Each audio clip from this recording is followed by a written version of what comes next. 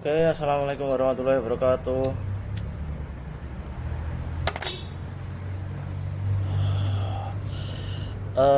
Gini lor, saya akan cerita tentang apa ya, dunia kuliner di Jogja atau dimanapun lah, entah itu berada. Mungkin ini keresahan saya atau mungkin keresahan beberapa orang. Apa ya? Jadi kalau kita tahu yang namanya membangun usaha atau membangun sebuah bisnis itu kan ada fase introduksi, ada fase di mana produk itu sudah terkenal, dan ada fase di mana produk itu sudah maturity. Contoh misal gini, ada beberapa tempat kuliner yang legend di Jogja, entah itu dimanapun berada.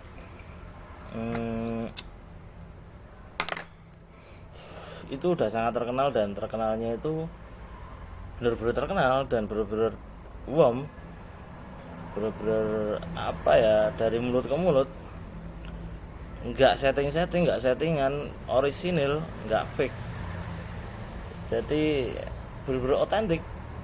Tapi masalahnya di era sekarang ini orang itu berstrategi itu semakin, idenya itu semakin liar, idenya itu semakin tampak dilihat orang itu orisinil, nggak fake, tapi benar-benar orisinil. Misal ya disetting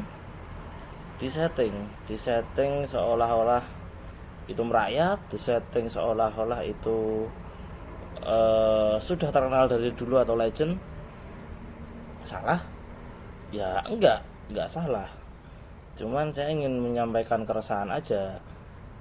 Eh, setiap pelaku usaha itu mungkin punya cara dan trik yang berbeda-beda, tergantung powernya juga. Sebenarnya nggak cuman power juga sih, power di belakang orang-orang, di belakang sebuah brand, apa ya, misal brand kuliner tertentu, itu kan pasti ada power di belakangnya, entah itu power berupa modal, entah itu power berupa ide dan segala macam.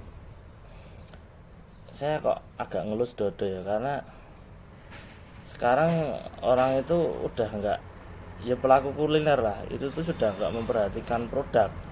Dari dulu saya ngobrolin produk, bukan berarti produk saya itu yang terbaik, nggak, masih banyak kekurangan sana sini. Cuman jadi mendidik orang itu, apalagi di dunia kuliner itu, di dunia makan apa, di dunia apalah pokoknya tentang kuliner itu, jadi agak bergeser gitu. Asal eh, viral dikit orang-orang pada datang, ya nggak salah. Mungkin orang-orang penasaran, kepengen membuktikan apakah benar viralnya itu karena enak atau gimana. Saya juga kurang paham, tapi yang setahu saya ya penuh dengan settingan. Karena apa yang dia jual itu bukan produknya, produk, at least produk makanannya, tapi produk bisnisnya yang dia jual. Ketika orang memotret, oh, atau orang atau pemodal itu memotret, oh, makanan es kopior ini rame karena eh, memang tempatnya walaupun delik gitu loh, atau tersembunyi tapi tempatnya rame kayak gitu. Ya ramenya apakah itu murni rame karena orang repeat order, atau memang karena rame di awal terus dengan harapan si pemilik usaha ini mendapatkan user valuasi yang sangat tinggi sehingga bisa dijual ke pemodal.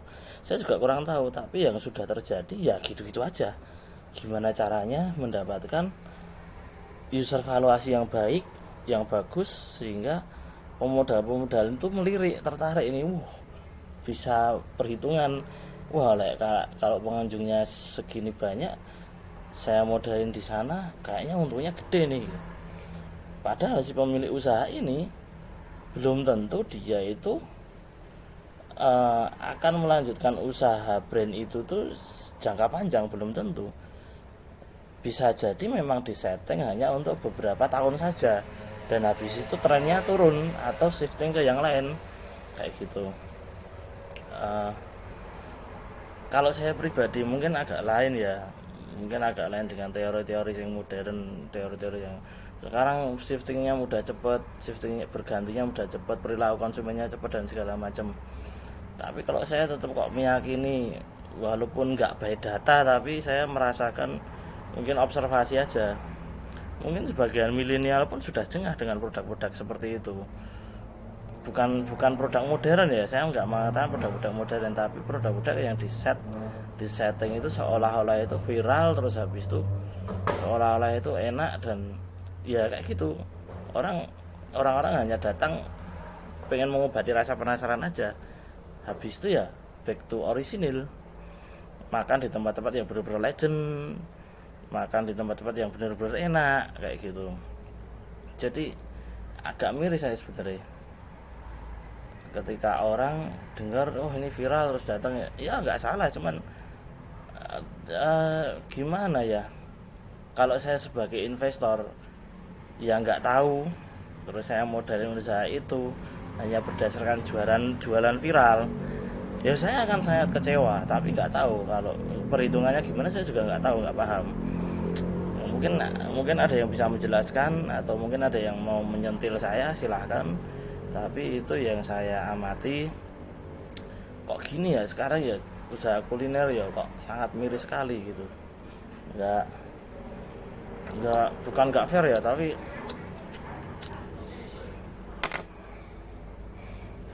esensi jualan produknya itu sudah hilang gitu.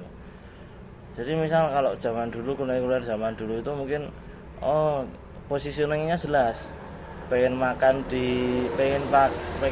burger ya di McD, pengen makan ayam ya di KFC, atau kalau zaman dulu pengen makan ayam goreng ya di Nyonya Suharti ya itu. Karena positioningnya jelas dan punya diferensiasi yang berbeda-beda. Tiap produk itu punya diferensiasi di antara produk yang lainnya kayak gitu. Kalau sekarang, dulu misalnya nih, mie ayam Tumini di Jogja terkenal karena punya diferensiasi, bukan hanya kan sekedar diviralkan, tapi memang karena produk itu punya diferensiasi. Kuahnya kental kayak gitu kan, sehingga orang-orang itu membicarakan, ngomongin mie ayam Tumini, wah enak di sana, kental ini ya kuahnya, sehingga ya boleh saya katakan itu nggak fake, tapi memang benar-benar orisinil seperti itu. Apalagi ya, miris lah pokoknya. Ya kalau saya sendiri sih, posisi saya di sini walaupun sebagai pelaku usaha kuliner juga, saya udah 11 tahun, 11 tahun lah. Saya boleh nyombong 11 tahun, saya udah, mungkin ini sudah tahun ke-12. Saya akan nyombong, saya udah ke tahun yang 12, dan memang sudah banyak mendapatkan pengalaman yang bisa saya observasi kayak gitu, yang bisa saya sampaikan, yang bisa saya mungkin berguna bagi teman-teman semua.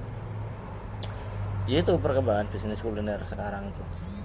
Bukan, saya nggak mengkritik cara jualannya, entah itu online atau offline, saya nggak akan mengkritik seperti itu. Toh juga nggak ada yang dikritik, orang-orang atau customer juga memilih lebih ke offline atau online, itu kan tergantung customer.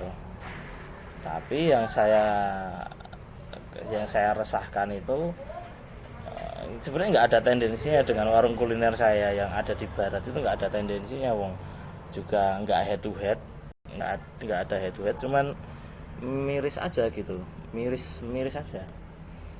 Wah, di setting ya, jadi kayak konten YouTube gitu. Jadi isinya itu sekarang itu kayaknya jualan konten, ya nggak salah, cuman hilang dari esensi jualan produk kuliner itu sendiri gitu, esensinya hilang kalau menurut saya. Ya monggo, silahkan dicecar mungkin pendapat saya, ya monggo. Oke, sekian dulu. Wassalamualaikum warahmatullahi wabarakatuh dari Mas Kiken yang beralamat di Malangan, Sumberagung, Mayudan, Sleman. Silahkan monggo datang untuk diskusi. Oke, wassalamualaikum warahmatullahi wabarakatuh. Ciao.